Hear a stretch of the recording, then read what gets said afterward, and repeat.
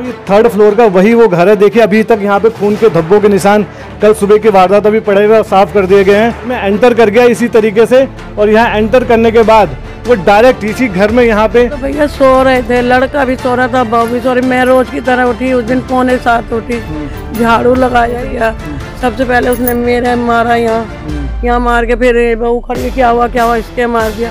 फिर लड़का तो मेरा सो ही रहा था, उसके ऊपर चापड़ जिसे मीट काटते हैं और मिर्च गिर दी मेरे पोते के आँख में। तो उनकी पत्नी की मैं भी देखे, एकदम खून देखा ना मैंने, मैं भी पागल सी हो गई। उन्नी से ऐसे लपेट के मैं चिल्ला रही हूँ मेरे आदमी को बचा लो, मगर यहाँ से कोई नहीं आया, कोई भी नहीं आया। कि कोई आस पड़ोसी नहीं बैठा कि हम बैठ के चल लें कोई भी नहीं आया था, कोई भी नहीं।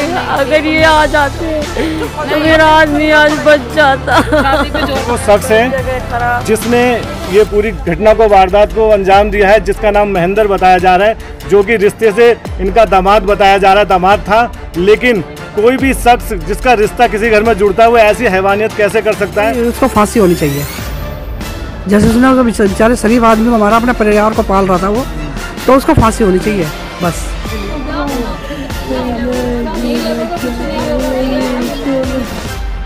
पूर्वी दिल्ली से एक सनसनीखेज मामला सामने आ रहा है जिसने रिश्तों को शर्मसार कर दिया है।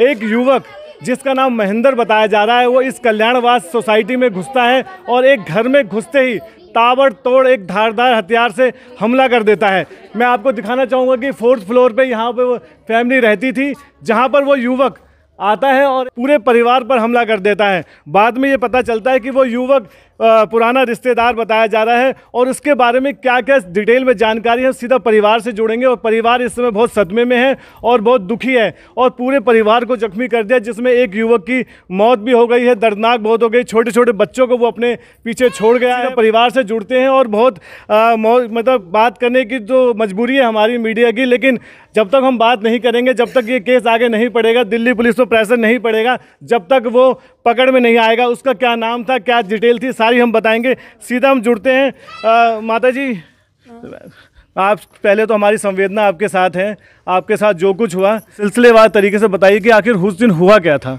हम तो भैया सो रहे थे, लड़का भी सो रहा था, बहू भी सो रही। मैं रोज की तरह उठी, उस दिन 6:45 उठी, झाड़ू लगाया ही, झाड़ू रख के मैं पोछा लगाने आ रही थी। 2 कमरों में पोछा लगा लिया, लास्ट में आई, इतने में तो घुस गया। सबसे पहले उसने मेरे मारा यहाँ मार के फिर बहू खड़ी क्या हुआ इसके मार दिया। फिर लड़का तो मेरा सो ही रहा था, उसके ऊपर जैसे ही मैं पड़ी भी नहीं बचा पाई, फिर मेरे यहाँ मारा उसने दाव और लड़के के 2 ही मारे। फिर भी मेरा बच्चा उठा, कौन है कौन करके, वो फिर गिर गया, फिर नहीं उठा। कौन था वो, उसके बारे में कुछ बताइए, कौन था आप इसकी? वो मेरी लड़की है 3रे नंबर के, उस आदमी था।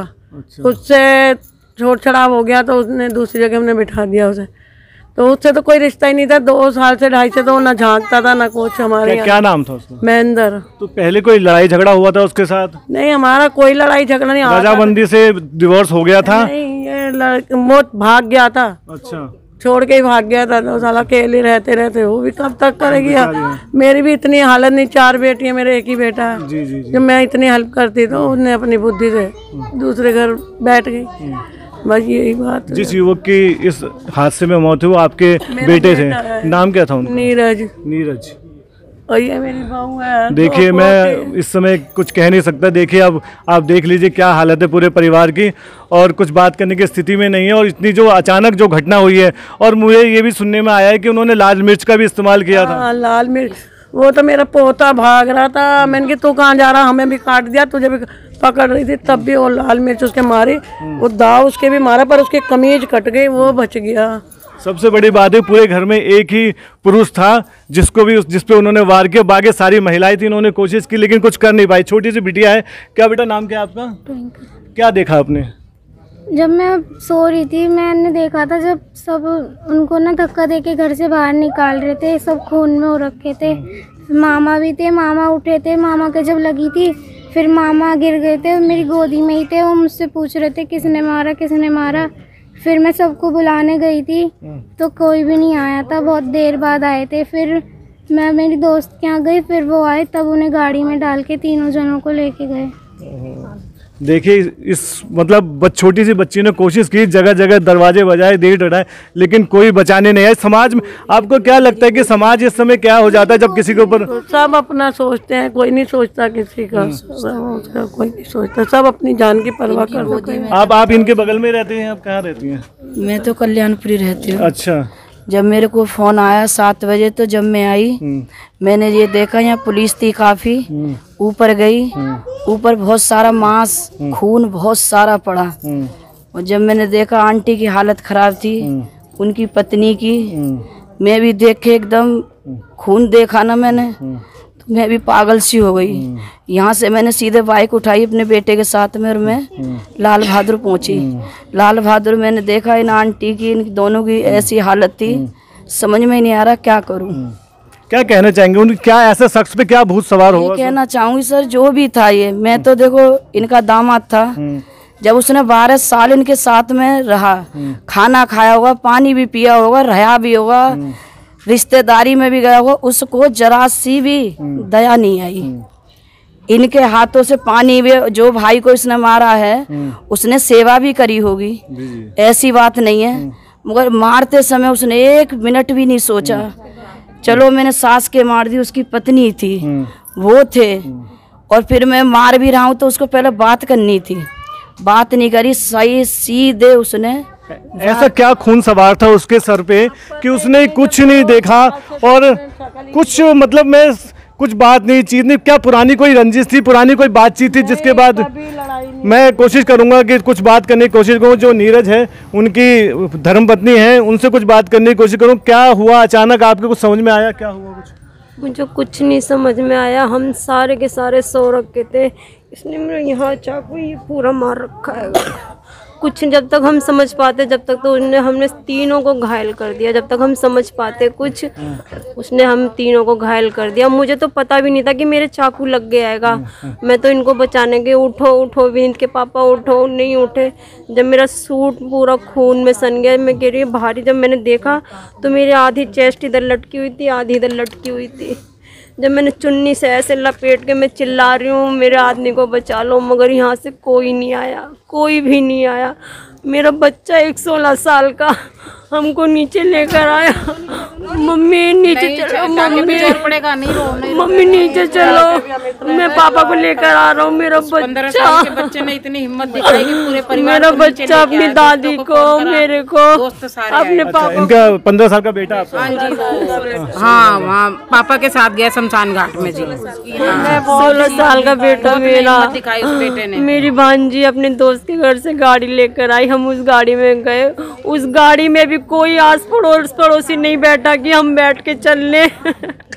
कोई भी नहीं आया था, कोई भी नहीं। अगर ये आ जाते तो मेरा आदमी आज बच जाता। देखिए मैं ज़्यादा बात नहीं करना चाहूँगा क्योंकि अभी बहुत सदमे में है और इसलिए मैं ज़्यादा बात नहीं, बहुत हार्ट की प्रॉब्लम बता रहे हैं कि और इसके बाद इतने दुख झेलना पड़ रहा है। और मैं ये जानना चाहूँगी, जब वो गेट बजा रहा था तो आपने गेट खोला था या गेट ऑलरेडी पहले खुला हुआ था? मैं झाड़ू लगा के गई थी, झाड़ू रखी, पोछा लगाती हुई आ रही थी, गेट खोला। अगर गेट बंद होता तो शायद बच जाते। क्या हथियार था उसके हाथ में? किस तरह का हथियार था? चापड़ जिससे मीट काटते हैं, और मिर्च गिर थी मेरे पोते की आंख में। तो देखिए ये वो शख्स है जिसने ये पूरी घटना को, वारदात को अंजाम दिया है, जिसका नाम महेंद्र बताया जा रहा है, जो कि रिश्ते से इनका दामाद बताया जा रहा है, दामाद था। लेकिन कोई भी शख्स जिसका रिश्ता किसी घर में जुड़ता है वो ऐसी हैवानियत कैसे कर सकता है?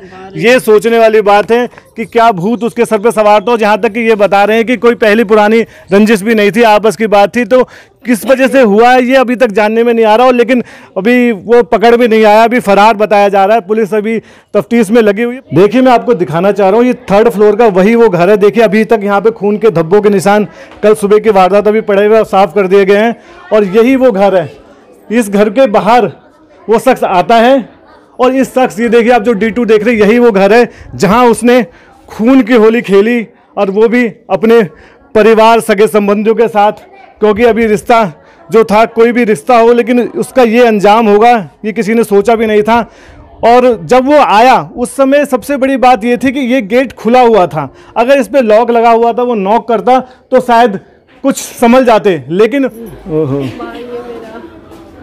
कब आपको पता चला, कैसे? मुझे 7 बजे भतीजे ने फ़ोन करा था, मैं ऑफिस चली गई थी, ऑफिस से रास्ते में थी, जब उसने फ़ोन करके मेरे को बोला बुआ जल्दी आ जाओ, बुआ पापा को ना कोई मार गया, घर में कोई घुस आया। मैं सोची कोई स्मैगी वगैरह आ गया होगा, चोर वगैरह। मैं आ रही हूँ, फिर 10 मिनट बाद फिर फ़ोन आता है कि बुआ हॉस्पिटल लेके जा रही है। फिर 10 मिनट बाद फिर फ़ोन आता है कि बुआ पापा एक्सपायर हो गए। बस मैं जब भी तुरंत ही भागी आ गई हॉस्पिटल में। यहाँ के देखो तो यहाँ पुलिस वगैरह मीडिया वाले सब थे यहाँ पे। मैं वहीं चली गई सीधा हॉस्पिटल। सबको सभी लाल बहादुर में एडमिट किए? अरे हाँ, भाई की बॉडी तो बाहर ही रख रखी थी, एक्सपायर वो यही हो गया था भाई। और मम्मी यार इनकी बहुत सीरियस हालत थी कल। फिर इन्हें सबका जंग भर्ती भेज दिया। और भाभी को कहना चाहेंगे ऐसी क्रूरता उसके मन में भरी थी? भाई उसको फांसी होनी चाहिए। जैसे उसने उस बेचारे शरीफ आदमी को हमारा अपने परिवार को पाल रहा था वो, तो उसको फांसी होनी चाहिए बस। ये नीरज कैसे थे? कैसे? बहुत अच्छे थे, बहुत अच्छे। 1-2 बार ही मिले हमें तो अभी वो, तो इतने सिंपल और इतने सज्जन थे, ना पीना ना खाना कुछ नहीं था उसका। बहुत अच्छे थे, बहुत अच्छे। क्या बताऊँ मैं, इतनी बड़ाई आज के ज़माने में है नहीं लड़कों में भी, जितना शरीफ वो था। अब एक छोटा बेटा है, 16 साल का बेटा है। हाँ जी। और सारी जिम्मेदारी अब उस पर आ गई है। हाँ जी। तो अब उसको क्या, वो तो अभी बच्चा ही है, वो क्या कर सकता है। गवर्नमेंट इनके लिए कुछ सहायता दे तो ये भरण पोषण अपना परिवार का चला सकते हैं। वो तो नौकरी नहीं करती बीवी उसकी, वो तो घर में रहती, बीमार है। नीरज क्या करता है? सरकारी नौकरी? वो सरकारी नौकरी थी उसकी, एक छोटी सी सोसाइटी रखी थी उसने 23 ब्लॉक में। अच्छा। और क्या कहते हैं, बस ये और अपना ओला का काम करता था। अच्छा। ओला में भी काम उसका ठप हो गया था, अब नहीं चल रहा था। तो यहाँ कोई सरकारी नौकरी में है घर में? नहीं, इसकी माँ है सरकारी नौकरी में, ITO पे, अंधे बहरों का हॉस्पिटल में। उनके नाम पे घर अलाउड है? हाँ, अलाउड उनके नाम पे है। समाज में आए दिन इस तरह की घटनाओं पर आपकी क्या राय, हमें ज़रूर बताएं और ऐसी घटनाओं को रोकने के लिए आगे आएं और देखते रहें 24 प्रेस। आपकी आवाज़ आपके साथ, सीधे ग्राउंड जीरो से रियल रिपोर्ट देखने के लिए सब्सक्राइब करें हमारा चैनल 24 प्रेस।